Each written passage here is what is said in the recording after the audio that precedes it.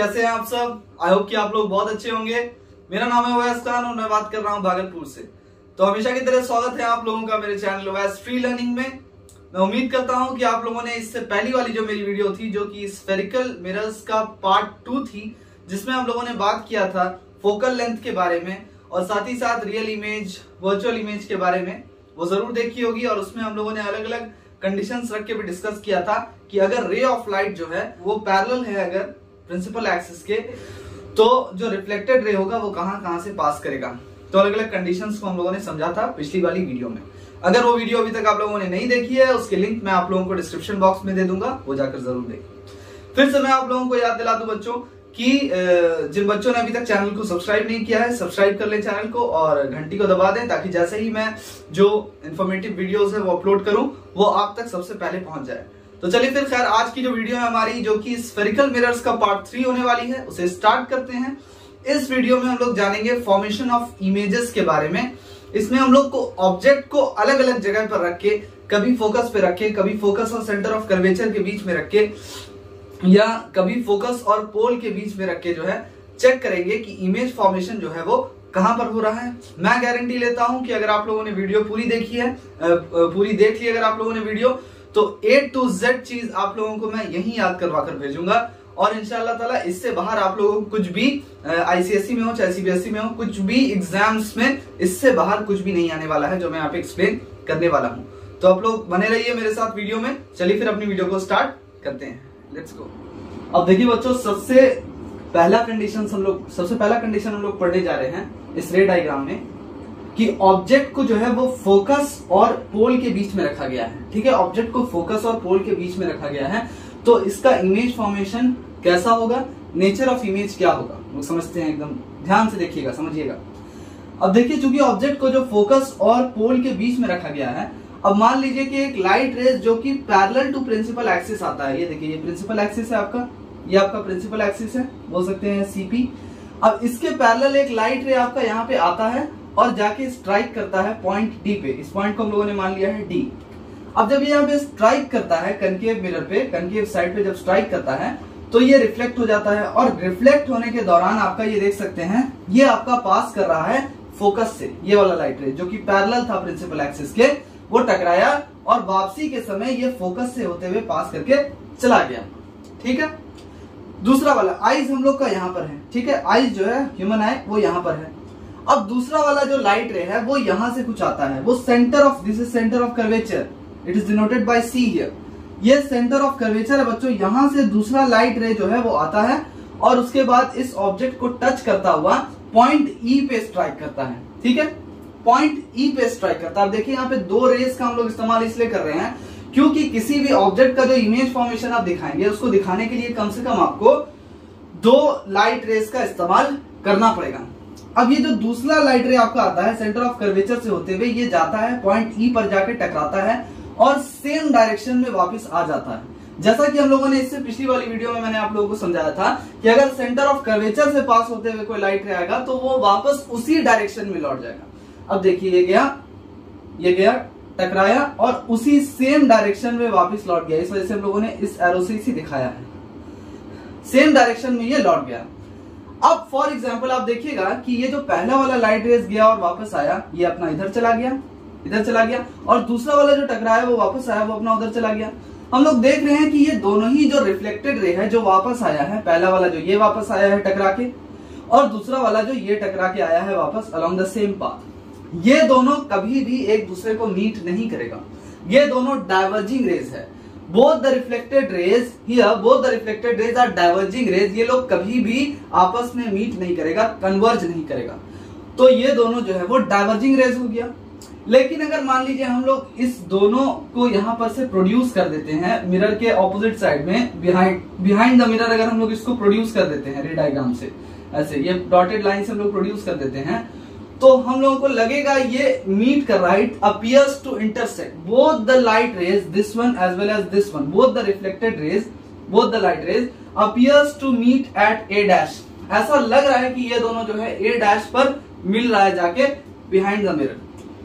अब चूंकि ये दोनों जो है यहाँ पर ऐसा लग रहा है कि मिल रहा है, तो ये A' जो हो जाएगा बच्चों, ये हो जाएगा आपका ये ए इसको मान लेते हैं। ए जो है इसका जो ऑपोजिट साइड में इमेज फॉर्मेशन होगा वो ए डैश होगा, ठीक है। ये ए का जो इमेज फॉर्मेशन होगा वो ए डैश होगा, और इस वजह से ये जो ऑब्जेक्ट है आपका ए बी, इसका जो इमेज फॉर्मेशन होगा बच्चों वो यहां पर होगा ए डैश बी डैश। अब देखिए यहां पे हम लोग को नेचर ऑफ इमेज समझना है। नेचर ऑफ इमेज क्या होगा? सबसे पहला तो लार्जर देन द ऑब्जेक्ट होगा। नेचर ऑफ इमेज क्या हो जाएगा आपका? नेचर क्या हो जाएगा इमेज का? वो लार्जर देन द ऑब्जेक्ट हो जाएगा, ठीक है। दूसरा आपका हो जाएगा बच्चों वर्चुअल एंड इरेक्ट। वर्चुअल का मतलब है कि इमेज रियल नहीं है, इमेज इज नॉट रियल। अब रियल क्यों नहीं है इमेज? क्योंकि it appears to meet at A dash. ऐसा लग रहा है कि ये दोनों लाइट रे जो है वो मीट कर रहा है, लेकिन हकीकत में मीट नहीं कर रहा। क्योंकि हकीकत में नहीं मीट कर रहा है तो इस वजह से वर्चुअल हो जाएगा इमेज फॉर्मेशन। इमेज जो है वो वर्चुअल हो जाएगा। तो सबसे पहला लार्जर देन द ऑब्जेक्ट, दूसरा वर्चुअल एंड इरेक्ट हो जाएगा, और तीसरा image will be formed behind the mirror. Image will be formed behind the mirror. तो अगर आप लोग को एग्जाम में रे डायग्राम से दिखाने के लिए आएगा और एक्सप्लेन करने के लिए आएगा, तो आई होप कि जिस तरह से मैंने आप लोगों को समझाया बच्चों, आप लोग वहां पे लिख पाएंगे इसे अपनी भाषा में, जो कि मैंने आप लोगों को बिल्कुल आसान भाषा में समझा दिया है। Now you can explain it in exam along with this रे diagram, and it's very important question. ये इंपॉर्टेंट है, ठीक है। ये 3 नंबर का सवाल आपको आ सकता है एग्जाम में, 3 से 4 नंबर का।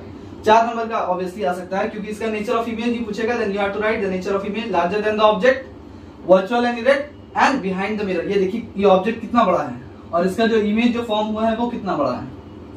तो चलिए हम लोग इसके सेकंड कंडीशंस को समझते हैं बच्चों, इसे मिटा लेते हैं फटाफट से।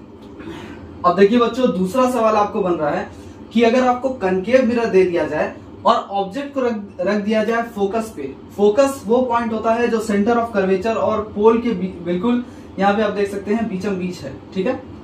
अब अगर ऑब्जेक्ट को हम लोग फोकस पे रख दें तो फिर हम लोग का इमेज फॉर्मेशन जो होगा उसका नेचर क्या होगा, किस तरह का इमेज फॉर्मेशन होगा और कहां पर होगा। ध्यान से इसे समझिएगा, it's very important for your exam this topic. अब देखिए सबसे पहला वाला जो लाइट रे है, ये ऑब्जेक्ट है हमारा ए बी। सबसे पहला वाला जो लाइट रेज है वो पैरेलल टू प्रिंसिपल एक्सिस है। ये वाला लाइट रे, ये वाला जो इंसिडेंट रे है जो जा रहा है, जो स्ट्राइक कर रहा है आपका डी पे, पॉइंट डी पे, ये आपका पैरेलल टू प्रिंसिपल एक्सिस है। This is the principal axis CP. अब ये जब स्ट्राइक करता है यहाँ पे, तो स्ट्राइक करके ये वापस जब जाने लगता है, इसका जो रिफ्लेक्टेड रे है ये फोकस से होते हुए वापस जाता है। यानी ये यहाँ स्ट्राइक किया, आया, ऑब्जेक्ट को छूते हुए यहाँ पे टकराया, और वापस जाने के समय ये फोकस से होते हुए पास चला गया। अब दूसरा वाला जो यहाँ पे लाइट रे आता है बच्चों, ये आता है आपका सेंटर ऑफ कर्वेचर से पास होते हुए। ये देखिए यहाँ पे सेंटर ऑफ कर्वेचर को छूते हुए आया, इस ऑब्जेक्ट को छूते हुए गया और फिर यहाँ पर जाके स्ट्राइक किया पॉइंट ई पे। अब ये जो मैंने पहले ही बता रखा है आप लोगों की, कोई भी लाइट रे अगर सेंटर ऑफ कर्वेचर से पास होते हुए आ रहा है, then it will get reflected in the same direction. तो ये देखिए इसी सेम पाथ में आपका रिफ्लेक्ट हो गया। इस एरो से हम लोग दिखा रहे हैं कि सेम पाथ में जिस रास्ते से आया था उसी रास्ते से वो वापस हो जाएगा। और लोग देख सकते हैं कि अगर हम लोग इधर प्रोड्यूस भी करेंगे इस लाइन को, that line will never meet, ठीक है। तो ये दोनों ही रिफ्लेक्टेड रे को अगर हम लोग प्रोड्यूस कर देते हैं तो वो कभी भी नहीं मिलेगा, इंफिनिटी पे जाके मिलेगा, बहुत दूर जाके मिलेगा इंफिनिटी पे। इसीलिए अभी मैं बताऊंगा आप लोगों की nature of the image form क्या होगा।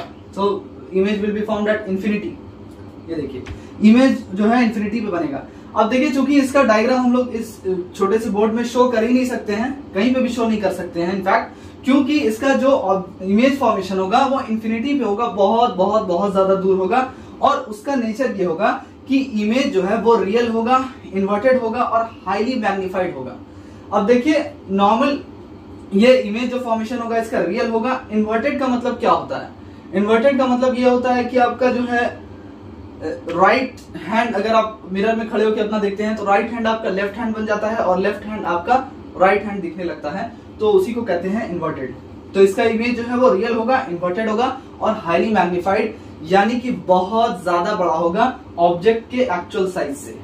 अभी हम लोगों ने इससे पहले वाली कंडीशन नहीं पढ़ा था कि ऑब्जेक्ट के साइज से बड़ा इमेज था, लेकिन इस वाले केस में ऑब्जेक्ट के साइज से जो इमेज होगा, इमेज का जो साइज होगा वो बहुत बहुत कई गुना ज्यादा बड़ा होगा और इमेज जो है वो इंफिनिटी पे बनेगा। इसलिए देखिए कि रिटर्न भी जब हो रहा है तो ये दोनों ही जो है वो पैरेलल जा रहा है। ये देखिए ये वाला जो लाइट रे है टकरा के वापस आया, ये इधर जा रहा है, ये इधर जा रहा है, दोनों ही आप देखिए बिल्कुल पैरेलल है। मैं ये भी नहीं कहूंगा कि डाइवर्ज कर रहा है। डाइवर्ज कर रहा है मतलब एक दूसरे से दूर जाना, दूर नहीं जा रहा है, पैरेलल जा रहा है। और आगे जाके बहुत बहुत ज्यादा आगे जाके ये लोग मीट करेगा, लेकिन वो जो इमेज फॉर्मेशन होगा वो इंफिनिटी पे होगा, बहुत बहुत ज्यादा दूर। तो ये आपका नेचर ऑफ इमेज है, real, inverted and highly magnified. इसीलिए हम लोगों ने यहाँ पे पहले से बना रखा है ताकि हमारा टाइम कुछ भी जरा सा भी वेस्ट नहीं हो।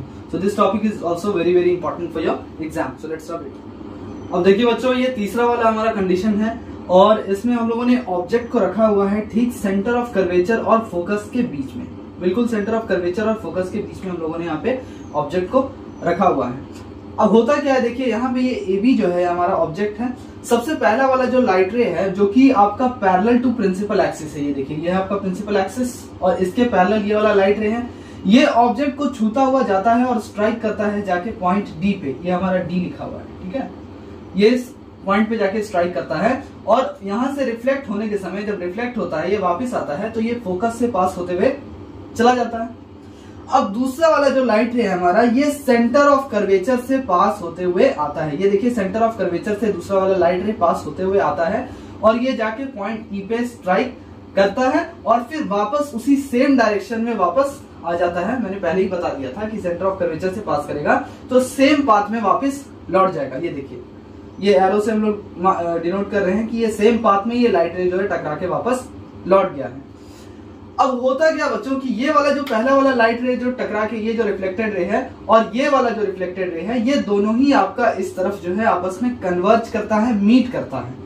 कहां पर मीट करता है? ये जो पॉइंट A' है यहाँ पर आपका ये दोनों रिफ्लेक्टेड रे मीट कर रहा है।